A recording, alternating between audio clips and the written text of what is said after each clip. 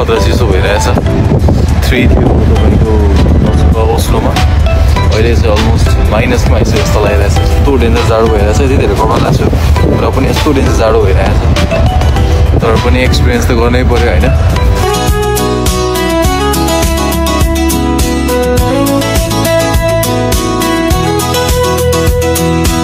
5 मा चाहिँ म बस्छु मेरो डेक 5 मा छ अहिले चाहिँ म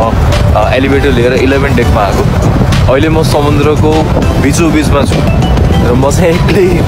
क्रेजी जस्तै माथि यो 11 डेकमा घुमिरहेको छु आई डोन्ट नो कहाँनिर छु कतानिर छु होइन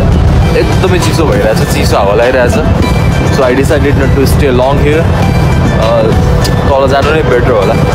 तर त्यस्तो केही फिलिङहरू चाहिँ भएको छैन नर्मली बमीहरू झर्नुहुन्छ यताउति हुन्छ भन्ने चाहिँ सुनेको थिएँ मैले होइन त्यस्तो केही फिलिङ चाहिँ मलाई भएको छैन thanks to God thanks to भगवान so officially good morning from 35 country अहिले चाहिँ म कोपनहेगन आइपुगेँ र राति पनि निक्लेको थिएँ बाहिर राति चाहिँ एकदम अँध्यारो थियो केही पनि देखिरहेको थिएन अनि त्यसपछि चाहिँ डिप निन्द्रामा सुतेछु होइन अलिकति भाइब्रेट चाहिँ फिल भइरहेको थियो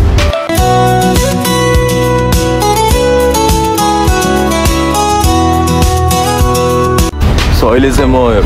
संसारको अर्को दोस्रो एक्सपेन्सिभ कन्ट्रीमा छु क्याप्सुल होस्टेल लिएको छु जुन चाहिँ मलाई अराउन्ड 40 युरो जस्तोमा चाहिँ 2 नाइटको लागेको 40-50 युरोमा 2 नाइटको लागेको छ